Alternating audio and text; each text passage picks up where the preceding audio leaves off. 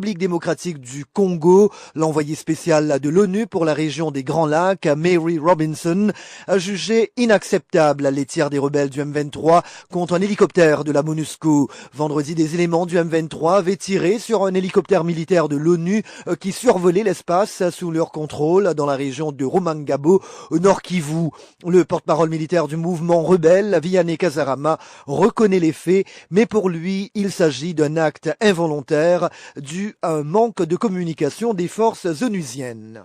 La MONUSCO, l'hélicoptère a pas voulu atterrir dans nos installations à Rumangabo. Le militaire qui était sur les patrouilles et l'autre militaire qui était sur la surveillance du camp, ils ont vu un avion qui atterrisse dans nos installations, ils ont tiré sur cet avion. Et comme moi, le porte-parole de M23, j'ai demandé que c'est un incident involontaire, s'il vous plaît, que les M23 ne peuvent pas attaquer la MONUSCO, ni les contingents de la MONUSCO, ni le véhicule, moins que même les hélicoptères de la MONUSCO. J'ai dit ça. C'est pas un acte de provocation de votre part? Non. La MONUSCO est dans notre zone libérée par les M23. Nous sommes en bonne collaboration à Kiwanja et à Katale. Il y a les bataillons des Indiens. Il n'y a pas d'incident. Les M23 n'a jamais connu avec la MONUSCO. Après avoir entendu que c'est la MONUSCO, nous avons interdit à tout militaire de ne plus toujours tirer sur cet appareil. Voilà la situation, c'était vraiment un incident. Alors, et si ces tirs sont involontaires, est-ce que vous allez présenter vos excuses à la MONUSCO? J'ai parlé avec un certain, maître Fischer-Berge, qui est chargé de l'enseignement au niveau de la MONUSCO. J'ai dit c'est vraiment un acte involontaire, je lui ai parlé. J'ai parlé même aussi à l'agence France Presse. J'ai dit c'est un acte involontaire à qui nous partageons nous ni la MONUSCO ni les 23 parce que la MONUSCO ne peut pas venir atterrir dans nos installations sans pourtant nous aviser. Il a les moyens de communiquer, il a l'argent, il a tous les moyens, tous les canaux de communication. J'ai demandé une excuse personnellement à Kazarama, qui est le porte-parole de 23, pour dire voilà, c'est un acte involontaire, mais à la prochaine occasion, il faut que la MONUSCO nous communique. Le porte-parole militaire du mouvement rebelle M23 Vianney Kazarama, joint par Bagassi Koura. Vous écoutez Zapping Info Congolaise. La MONUSCO, la mission de l'Organisation des Nations Unies pour la stabilisation en République démocratique du Congo, va diminuer sensiblement ses effectifs militaires et civils basés à l'ouest, notamment à Kinshasa, pour les redéployer dans l'est du pays. Objectif, renforcer sa présence dans cette partie de la RDC minée par les conflits armés. Les explications du général Abdallah Wafi, il est le nouveau représentant spécial adjoint du secrétaire général de l'ONU en charge de la partie est de la RDC, des propos recueillis par Pélé Kipela Mondo de Radio Okapi. La MONUSCO reste et demeure une mission de maintien de la paix. Si telle est notre vocation, nous devrons être là où il y a le conflit, là où il y a les atrocités, parce que notre mandat, c'est de protéger les populations civiles. Mais pour protéger les populations civiles, il faudrait que nous soyons là où ces populations sont malmenées, là où il y a des viols, là où il y a des atrocités, des atteintes de droits de l'homme, pour pouvoir protéger, c'est-à-dire prévenir, mais aussi constater et faire rapport pour que les auteurs de ces violations soient poursuivis et sanctionnés. Et que font les sections civiles à Kinshasa? Quand vous voyez les unités de police constituées des Nations Unies sur le boulevard de 30 juin en train de patrouiller ou sur la veine de justice, vous ne trouverez pas ça ridicule? Eh bien, j'ai reçu pour mission de les redéployer, ainsi que toutes les sections de droits de l'homme, de protection de l'enfant. Donc, toutes les sections civiles qui s'occupent notamment en matière de protection de droits de l'homme, que ce soit la prévention, que ce soit la réponse, les unités de lutte contre les violences sexuelles, la police des Nations Unies, les bureaux conjoints des droits de l'homme, la section de protection de l'enfant, la section d'appui pénitentiaire, la section d'appui à la justice, toutes ces sections et d'autres qui sont déjà sur place là-bas, nous allons voir vraiment dans un processus de consultation avec les responsables de ces sections, avec les différents personnels, avec les fonctionnaires, pour qui doit rester à Kinshasa et pourquoi. tous ceux qui n'ont pas de raison de rester à Kinshasa vont quitter Kinshasa pour aller à l'Est. Nous allons essayer d'amener avec la force militaire de la MONUSCO, la présence civile de la MONUSCO là-bas pour essayer d'appuyer les efforts de l'État congolais pour restaurer l'autorité de l'État, pour protéger les populations civiles et pour soutenir les institutions nationales pour pouvoir exécuter notre mandat. Mon général, avec cette décision, est-ce qu'à dire qu'on ne va pas voir la MONUSCO, par exemple, dans les Bas-Congo, dans les Bandundu, bref, dans la partie ouest? Est-ce que la situation est bonne? Là-bas, on n'a pas besoin de la MONUSCO. Il n'y a pas de décision définitive qui est prise. Mais comme je l'ai dit, nous sommes dans un processus de réflexion, de consultation. Une des idées, entre autres, que nous avons, c'est de créer une présence des antennes de la MONUSCO. Alors ce sera par exemple, au lieu d'avoir 100 personnels, nous en avons peut-être 5 ou 6 en fonction de la zone et d'essayer de réduire en tout cas la présence pour prélever ces staffs, pour les envoyer à l'Est, pour créer des sous-bureaux, pour faire aussi de la protection par la présence. Nous sommes là aussi dans un processus de consultation pour voir quelles sont les activités que nous allons au fur et à mesure transférer à l'équipe pays. En général, certains évoquent déjà à travers les préparatifs de la MONUSCO consistant à réduire ses effectifs dans la perspective de quitter définitivement la RDC. Comment vous réagissez? Pour l'instant, je préfère parler de redéploiement conformément au terme même de la résolution du paragraphe 19. Le Conseil a décidé de réduire la présence à l'ouest. On ne nous a pas demandé de réduire les effectifs. Donc pour l'instant, je ne vois pas ce renforcement de notre présence à l'Est comme une diminution d'effectifs. Mais en tout état de cause, moi, je reste et je demeure persuadé. Et je veux le dire, mais ça ne m'engage que moi. Une bonne mission de maintien de la paix est une mission qui finit. Nous n'avons pas vocation à nous éterniser là. C'est ce que nous demandent les autorités congolaises, mais c'est aussi ce que nous demande le Conseil de sécurité. Il s'agit aujourd'hui d'aider l'État congolais à retrouver sa souveraineté dans la partie est du pays, à faire en sorte que les institutions fonctionnent dès que nous aurons la certitude que ces institutions sont déployées. Mais la MONUSCO, dans sa partie maintien de la paix, n'a plus de raison d'être. L'envoyé spécial du secrétaire général pour la région du Grand Lac a condamné samedi les tirs du M23 contre un hélicoptère de la MONUSCO. Selon un communiqué, Mary Robinson a appris avec consternation qu'un hélicoptère de la mission onusienne en RDC a essuyé des tirs à partir des positions du M23 dans la région de Rumangabo. L'envoyé condamne cet incident grave qui met en danger la sécurité des troupes de la MONUSCO. Elle rappelle aux responsables du M23 que tout acte visant à entraver la mission dans l'exercice de son mandat, tel que stipulé par la résolution 2098 du Conseil de sécurité, est inacceptable. À New York, Christina Silvero pour la Radio des Nations Unies. Vous écoutez Zapping Info Congolaise. La République démocratique du Congo est-elle toujours un état de droit? Des chercheurs ont tenté de répondre à cette question dans une étude intitulée RDC, secteur de la justice et état de droit. Le compte-rendu de Cyril Milandou, notre correspondant à Kinshasa.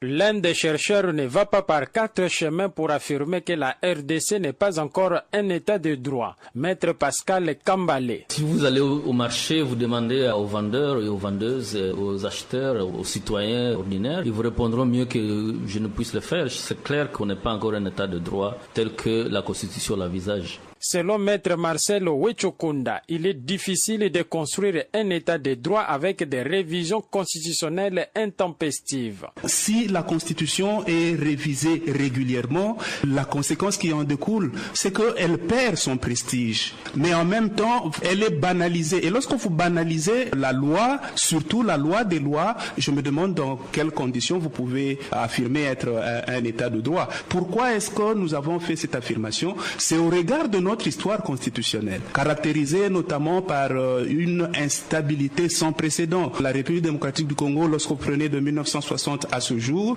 il y a beaucoup de constitutions qui ont été élaborées, au moins une dizaine de constitutions, sans compter les révisions constitutionnelles. C'est très difficile de construire un état de droit dans ces conditions-là. Un état de droit, ça suppose que la loi de loi, la constitution qui est la loi de loi, puisse bénéficier d'une certaine stabilité. Malheureusement, ça n'a pas été le cas dans notre pays. pays jusqu'à ce jour. Des chercheurs ont constaté un déséquilibre géographique de l'aide apportée par des bailleurs de fonds au secteur de la justice. Maître Marcel Wichokunda. Il y a un déséquilibre géographique dans la destination de l'aide et là c'est dangereux. Ça peut avoir des effets pervers.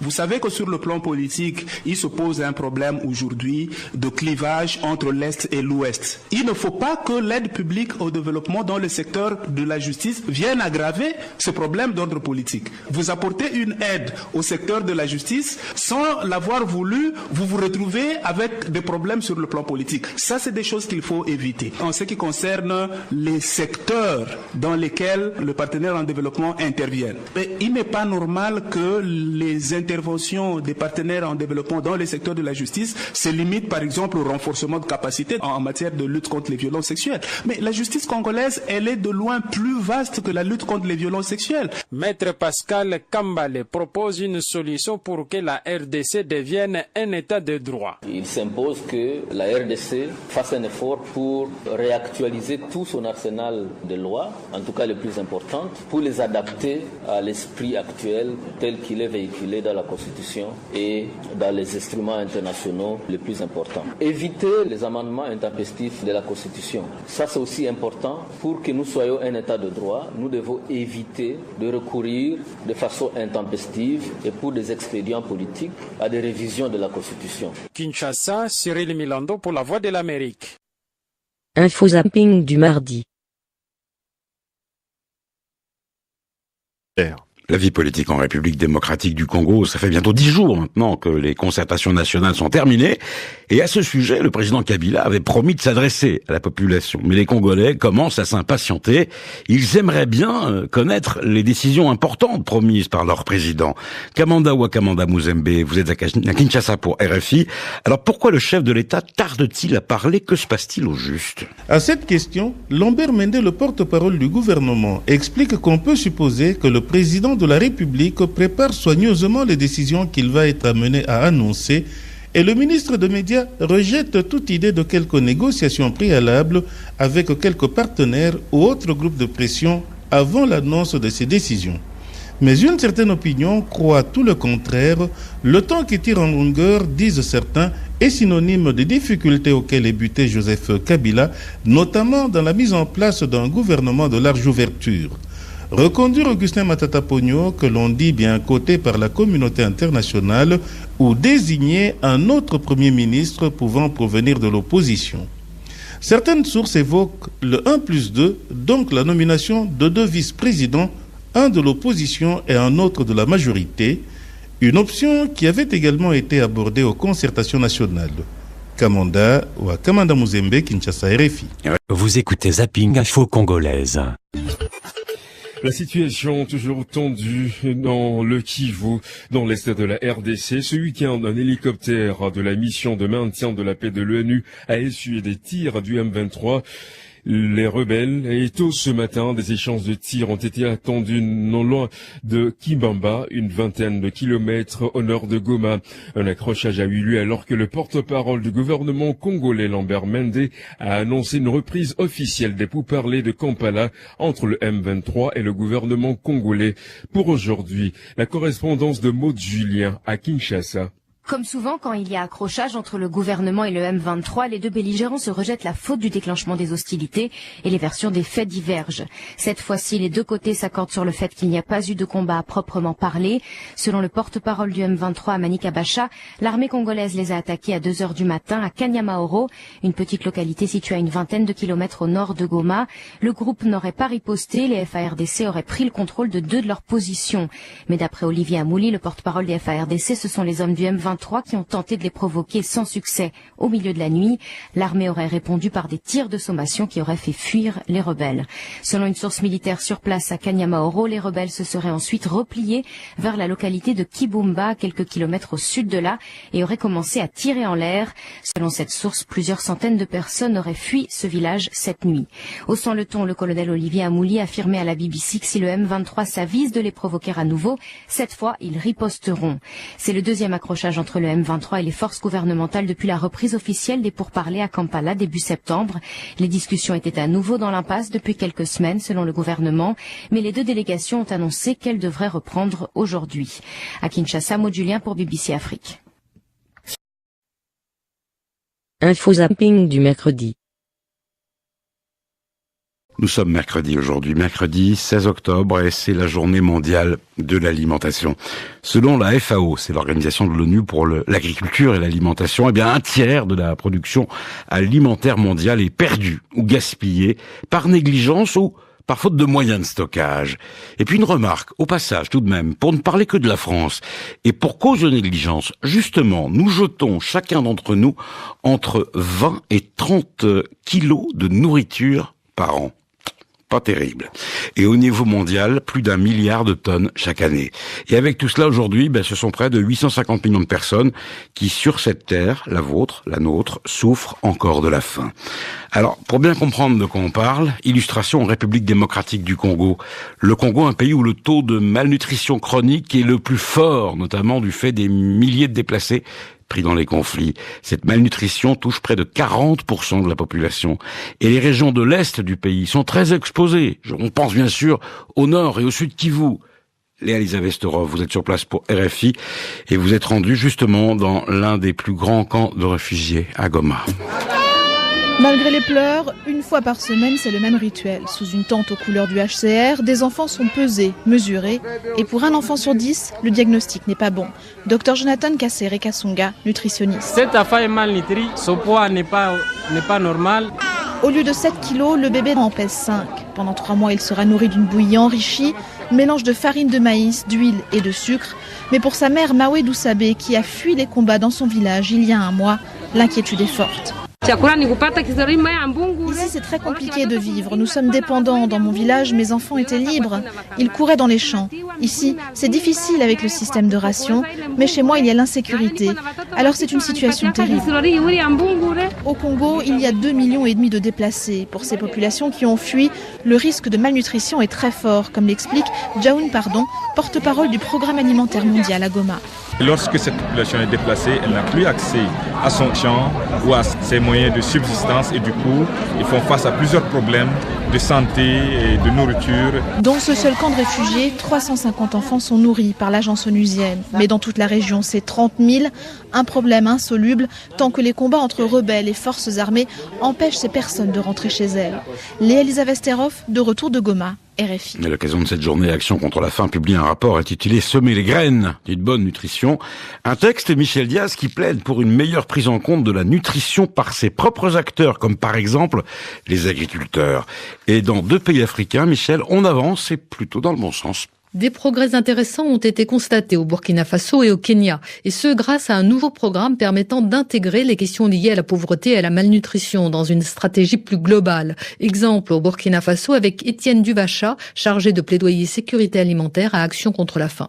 Les orientations portent beaucoup sur la diversification de la production, donc produire de manière plus diversifiée, pas seulement des céréales, mais ajouter aussi des légumes, des légumineuses, des fruits, de l'élevage, de la pêche, des produits de la forêt, afin de diversifier la production à la fois au niveau familial et au niveau d'une région et même d'un pays. Les orientations portent également sur les prix, comment un pays peut assurer qu'un régime alimentaire équilibré, de qualité et qui corresponde aux besoins nutritionnels de chaque catégorie de la population peut être accessible aux plus pauvres. Donc ça nécessite de produire de manière diversifiée, mais aussi de faciliter l'accès au marché et parfois de subventionner les prix de certains produits afin que les plus pauvres puissent s'en procurer. Et puis également de faire très attention au rôle des femmes. On sait que l'augmentation du revenu des femmes a un impact sur la santé et la nutrition qui est bien plus important que l'augmentation du revenu des hommes. Ces femmes doivent avoir accès aux capacités de production, mais aussi au foncier, car c'est grâce à elles que l'alimentation et la santé, et donc la nutrition, auront un impact beaucoup plus important. Vous écoutez Zapping Info Congolaise. L'indice de gouvernance africaine de Mo Ibrahim avait été publié à Londres et cet indice, on se rappelle, avait classé le Rwanda parmi les 5 pays qui se sont le plus améliorés. Cependant, l'indice a aussi attribué au Rwanda une mauvaise note en matière de sécurité et des droits de l'homme. À Kigali, ce qu'on appelle le RGB, le bureau de gouvernance du Rwanda, conteste l'indice de gouvernance africaine de Mo Ibrahim À travers cet organisme, le gouvernement rwandais accuse la fondation Mo Ibrahim d'avoir publié des informations trompeuses sur la sécurité, la participation et les droits de la population au Rwanda. Pour comprendre pourquoi une telle controverse, j'ai joint le journaliste Albert Baudouin Tuizeyimana. Il peut y avoir un malentendu entre les deux, que ce soit entre la fondation Mo Ibrahim et le gouvernement rwandais. Il semble que le gouvernement rwandais n'est pas au courant des critères que la fondation suit pour classer les pays qu'il suit. Sinon aussi, comme l'a dit le secrétaire exécutif de l'Office de gouvernance, M. Chaka Anastase, il a dit que même les enquêteurs de Mo Ibrahim lui ont avoué qu'ils n'ont pas de sources fiables, ils n'ont pas de sources sur le terrain, donc que les sources sont mal informées. Il semblerait qu'il y a ce malentendu à mon avis. Alors, le malentendu, c'est justement autour des questions de sécurité. Est-ce que cette situation s'est améliorée, comme dit le gouvernement rwandais? Peut-être ça dépend des périodes. Une fondation assez basée sur une période, sur une année, peut-être les autorités rwandaises pourront confirmer justement qu'il y a une amélioration par rapport à la sécurité, parce que par exemple, si on compte des grenades qui ont explosé dans le pays en 2012 et ceux qui ont explosé en 2013, on peut avoir la différence suivant quelles années se suivent. Si on ne connaît pas justement les critères que la fondation Mo Ibrahim suit, on ne peut pas vraiment la juger comme telle. Le rapport aussi classe mal le Rwanda en matière de droits de l'homme et vous savez que le pays est régulièrement critiqué. Hein? Oui, c'est ça. En matière des droits de l'homme, le Rwanda est toujours critiqué par différentes organisations de défense des droits de l'homme, comme le Human Rights Watch, comme d'autres organisations pour la liberté d'expression. Mais les autorités rwandaises ont toujours avancé que ces organisations n'ont pas de données fiables, n'ont pas de données qui reflètent la réalité sur le terrain. Je pense que toujours le gouvernement rwandais est toujours bien coté dans plusieurs domaines. Alors, les autorités s'attendaient à ce que justement il soit aussi mieux coté dans tous les domaines, alors qu'il peut y avoir des failles. Albert Baudouin Tuizeyimana, joint à Kigali. C'est une rencontre qui a été une initiative d'abord. Voilà, quelques difficultés techniques ici. Il faut souligner que des sénateurs congolais et rwandais ont pris part depuis lundi aux travaux parlementaires consacrés à la situation sécuritaire dans l'est de la RDC, dans la région des Grands Lacs. Les sénateurs du Rwanda et de la RDC ont plaidé pour la relance des projets intégrateurs pour approcher les deux pays. Écoutez Jean-Claude Mokeni, il est le président de la Commission des affaires étrangères du Sénat congolais.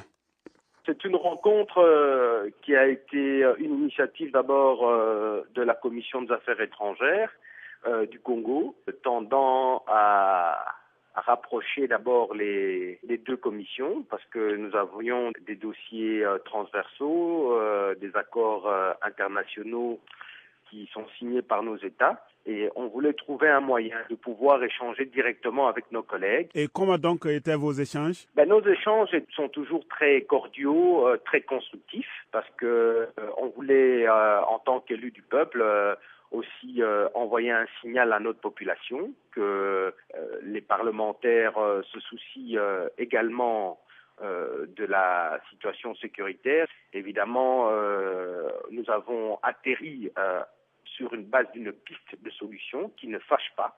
Et cette piste de solution, c'est d'initier la relance de la CPGL, de la rendre effective. Est-ce que vous avez évoqué des questions qui fâchent, comme par exemple le soutien de Kigali au mouvement rebelle du M23? Bon, évidemment, ce sont des questions qui ne manquent pas. Il y a eu un échange musclé entre les deux délégations, mais tout en étant courtois. Parce que on ne pouvait pas aborder les questions de fond sans pouvoir parler de cet appui extérieur qui est donc manifeste au M23, et les membres de la commission l'ont bien fait remarquer à la délégation rwandaise qu'une rébellion ne peut pas survivre sans une base arrière, et que nombreux rapports ont été élaborés dans ce sens, et qu'il y a lieu qu'il y ait réellement une manifestation de volonté politique afin d'y mettre un terme. Voilà. Jean-Claude Mokeni, président de la Commission des affaires étrangères du Sénat congolais, joint à Kinshasa. Vous écoutez Zapping Info Congolaise. République démocratique du Congo, des sénateurs congolais et rwandais qui ont participé pendant 2 jours aux travaux parlementaires consacrés à la situation sécuritaire dans l'est de la RDC et dans la région des Grands Lacs ont plaidé mardi 15 octobre pour la relance des projets intégrateurs pour rapprocher les deux pays. Les relations entre le Rwanda et la RDC sont tendues depuis quelques années. Les deux pays s'accusent mutuellement de se déstabiliser par rébellion interposée.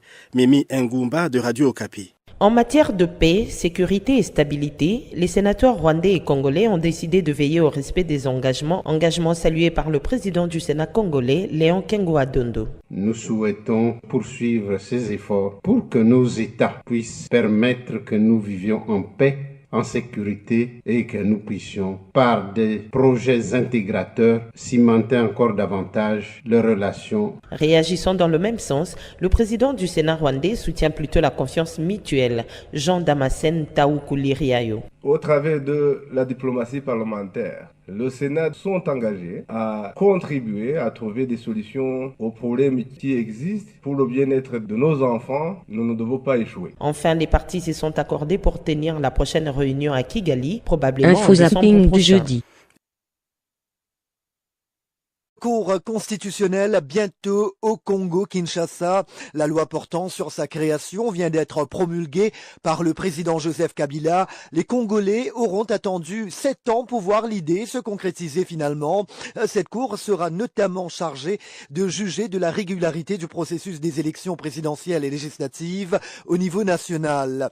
C'était l'une des recommandations adressées au chef de l'État à l'issue des concertations nationales ayant réuni la majorité présidentielle et une partie de l'opposition et de la société civile en septembre.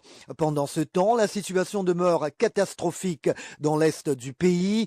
Hormis l'insécurité, 6 enfants sur 10 sont touchés par la malnutrition. Or, le programme alimentaire mondial doit trouver 70 millions de dollars pour pouvoir continuer sa mission en RDC. Ce qui inquiète Caritas à Goma. Nathalie Barge a contacté l'abbé Oswald Moussoni de cette ONG.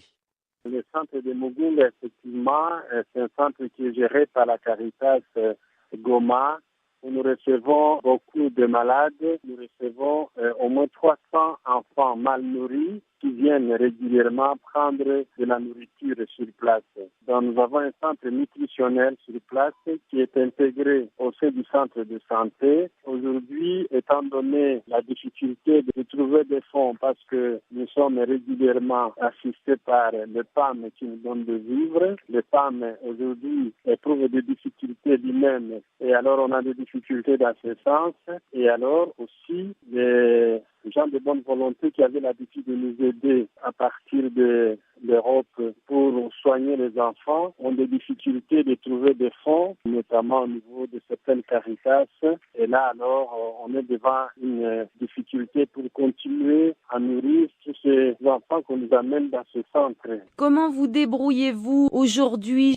Nous essayons de faire appel aux gens de bonne volonté dans la communauté locale au niveau de l'Église catholique pour demander à la population de nous venir en aide. C'est quelque chose qui jusque-là va très lentement étant donné que la guerre qui a sévi dans la région a appauvri beaucoup de gens. Nous continuons avec le peu qui nous reste encore, que les PAM nous donnent habituellement, avec le lait thérapeutique que l'UNICEF nous donne. Mais devant donc ces difficultés qui s'annoncent avec la rupture des vivres du PAM, nous allons connaître vraiment des difficultés parce que ce que nous recevons de différentes églises n'est pas suffisant pour pouvoir tenir les coups de façon régulière. Oswald Moussoni de l'ONG Caritas à Goma. Vous écoutez Zapping Info Congolaise. Journal. En République démocratique du Congo, voilà un moment qu'on attendait ça, je vous le disais en titre, il aura fallu 7 ans de patience, 7 ans pour que soit créée une cour constitutionnelle. Léa Elisabeth Storov, vous êtes à Kinshasa pour RFI. Joseph Kabila a donc accédé à cette demande de l'opposition qui attendait ça depuis un moment. Après ces longues années d'attente, la classe politique semblait globalement satisfaite de l'annonce de la création de cette cour. Victoire pour les uns, signal positif pour les autres. La principale attente, c'est celle de voir la justice s'exercer de façon indépendante. Et notamment pour ce qui est de certifier la régularité des prochaines élections ou de trancher sur de possibles contentieux électoraux. Car jusqu'à présent, en l'absence de cour constitutionnelle, c'est la Cour suprême qui remplissait ce rôle. Et lors de la présidentielle de 2011, elle avait été très contestée. L'opposition avait accusé la Cour suprême d'être acquise à la cause du président sortant, vu que ses membres sont nommés par lui. Aujourd'hui, promesse d'une plus grande indépendance, les 9 juges de la Cour constitutionnelle seront nommés par le chef de l'État, mais aussi par le Parlement et par le Conseil supérieur de la magistrature, à raison de 3 chacun. Cette annonce arrive en tout cas à un moment opportun, quelques jours après la fin des concertations nationales et juste avant un discours très attendu du chef de l'État. Certains veulent donc y voir les contours des changements promis par Joseph Kabila. Mais le plus dur reste à faire, nommer les juges et garantir l'indépendance de la future Cour constitutionnelle. Léa-Lisa Vesterhoff, Kinshasa. RFI. La République démocratique du Congo encore, du côté de Kampala, les négociations entre le pouvoir congolais et la rébellion du M23 piétinent toujours et pourtant depuis hier ont été dépêchés sur place le ministre congolais des Affaires étrangères, mais aussi l'envoyé spécial de l'ONU pour les Grands Lacs et le chef de la MONUSCO, la mission de la paix au Congo, dans une nouvelle tentative pour parvenir à conclure ces pourparlers qui durent maintenant plus d'1 an. Mais 2 points continuent de bloquer l'avancée des discussions, à savoir la question de l'amnistie et celle du désarmement des rebelles du M23, alors que la rébellion, nous le savons, exige une amnistie totale. Le pouvoir congolais veut faire du cas par cas. Vous écoutez Zapping Info Congolaise. En République démocratique du Congo, des habitants de Goma s'inquiètent pour leurs épargnes. Voilà une semaine que les membres de la coopérative d'épargne et de crédit Copec Imara sont confrontés à l'assèchement des liquidités dans cette institution de microfinance. Malgré les assurances du responsable de cette coopérative et celles de la Banque centrale, les clients n'ont plus confiance et veulent à tout prix retirer leur argent. Résultat, certains ont passé des journées entières à attendre pour tenter d'accéder à leur épargne. Il faut dire qu'il y a 6 ans, une autre coopérative dénommée Dutch International avait englouti plus de 13 millions de dollars américains épargnés par plus de 20 000 familles. Certaines n'ont jamais pu récupérer leur mise. Reportage de Primo Pascal Roudaïquois, notre correspondant à Goma. Plusieurs clients de cette coopérative sont rangés chaque jour depuis 6 heures du matin jusque tard dans la soirée. L'un d'eux s'exprime. Nous avons appris que notre argent est détourné et la coopérative va bientôt fermer. C'est pour cette raison que nous attendons ici toute la journée. Estimé à environ 20 000 membres qui épargnent dans cette coopérative Imara à Goma depuis 2005, ils sont actuellement confrontés à une carence de liquidités non explicable. Lors d'une assemblée extraordinaire tenue le week-end dernier, le directeur de cette institution de microfinance, Adelar Minene, a dit qu'il est aussi surpris de cet afflux de membres aux différents guichets de la coopérative. Nous avons observé un comportement des membres pendant environ 2 mois. Il y avait une ruée sur le retrait, 100, 800, 1000 personnes d'un coup, et on a constaté qu'il y a quelque chose qui ne marche pas. Alors il fallait communiquer avec la population.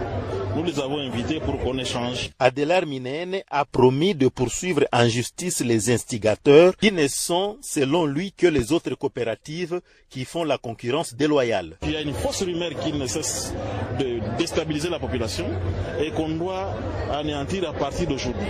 Nous venons même de dire à nos membres que quiconque tombera sur la personne qui est en train de divulguer ce genre de rumeurs, en tout cas, cette personne va s'exposer aux poursuites judiciaires.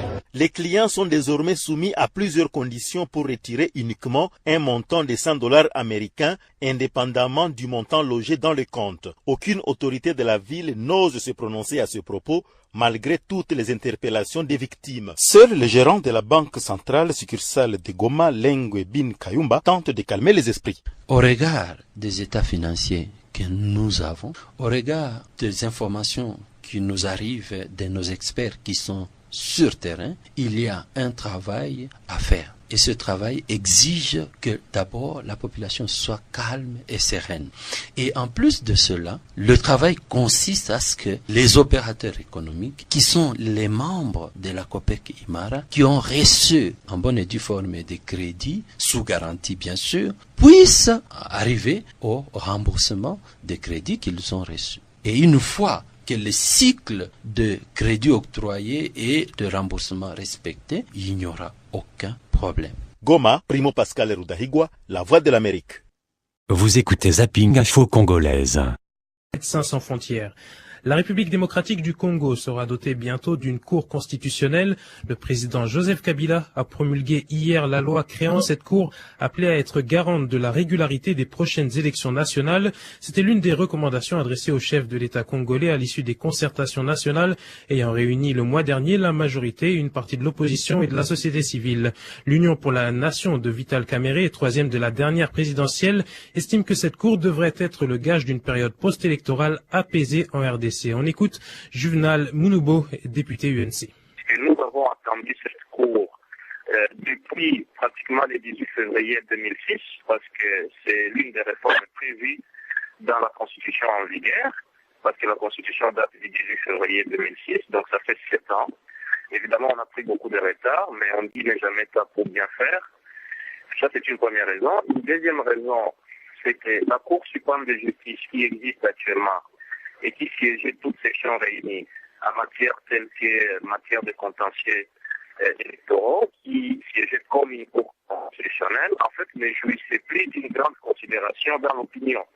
Je parle ici de l'impartialité. On attendait qu'il y ait effectivement une cour constitutionnelle qui jouit d'une réelle impartialité. Une troisième considération, c'est en fait un appel à l'installation rapide de cette institution. Pourquoi? Parce qu'il y a plusieurs institutions qui sont créées de par la loi, mais l'installation pose problème. Eh bien, nous voulons que ça soit installé le plus rapidement possible. Donc vous pensez que fondamentalement c'est une très bonne nouvelle en vue des prochaines échéances électorales?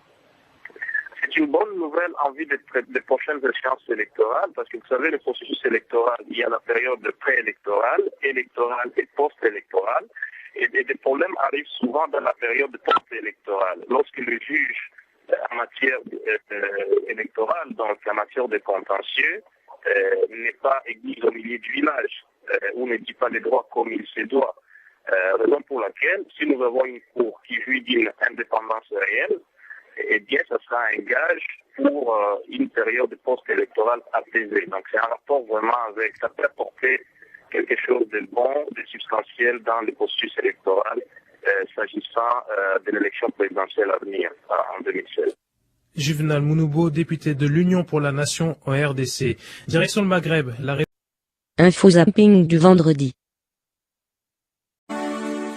Au Congo-Kinshasa, de plus en plus de voix s'élèvent pour réclamer l'arrêt des pourparlers de Kampala avec les rebelles du M23. 10 mois de discussion n'ayant rien donné jusqu'ici, Idrissa Sedoudia a demandé à l'éditeur du journal Le Phare, Polydor Mbouyaï, ce qu'il pensait de ces appels pressants en RDC. Du point de vue de la population congolaise, on ne voit pas pourquoi on devrait continuer avec ce pourparlers. D'autant qu'on se retrouve en face de gens qui se sont rendus coupables de crimes contre l'humanité, de crimes de guerre. Et si on pose beaucoup de problèmes pour engager des débats en interne avec des opposants politiques, on ne peut pas comprendre que face à des personnes qui ont tué, qui ont pillé, qui ont violé, qui ont pratiquement vandalisé une bonne partie de la République, qu'on puisse se montrer complaisant. Qu'est-ce qu'on cherche à accomplir en restant dans ces conditions à Kampala? Je crois qu'à Kampala, personne ne veut endosser la faute de la rupture. En dehors de cela, je ne vois pas pourquoi les choses devraient encore continuer en longueur, d'autant plus que du côté du gouvernement de Kinshasa, celui-ci se trouve en situation suffisamment délicate parce que l'opinion ici n'accepte pas qu'on puisse poursuivre le dialogue, accorder encore une fois une sorte de crime de guerre à des personnes qui se sont rendues coupables de crimes contre l'humanité. Alors, selon vous, où se trouve le blocage à Kampala? Bon, le blocage dans cette affaire, on s'est retrouvé dans une affaire où on nous dit c'est la violation des accords du 23 mars. Mais la violation des accords du 23 mars concernait quel parti, concernait quel mouvement? La question de départ est là à ce niveau-là. Donc à partir du moment moment où on s'est égaré dès le départ, au lieu de parler du CNDP, on s'est retrouvé avec un autre mouvement qui a prétendu remplacer le CNDP. Alors que le CNDP continue d'exister, eh bien, ce faux départ qui est à la base de tout ce que nous endurons aujourd'hui. Selon vous, ça vaut la peine de continuer ou il faut mettre carrément faire ce processus et passer à l'offensive sur le terrain? Bien, je crois que tout simplement le gouvernement de Kinshasa devrait prendre ses responsabilités, tout simplement. Et quelles sont ces responsabilités? Ces responsabilités, ce sont des responsabilités régaliennes. Ils ont le devoir, elles sont constitutionnelles. Ils ont l'obligation d'assurer la défense et la sécurité du territoire. Tel est leur rôle. On ne peut pas être là avec des individus qui viennent, qui occupent une portion du territoire, qui se mettent à donner des instructions. Et ça étonne. Polydor Mouboyayi, éditeur du quotidien Le Phare à Kinshasa.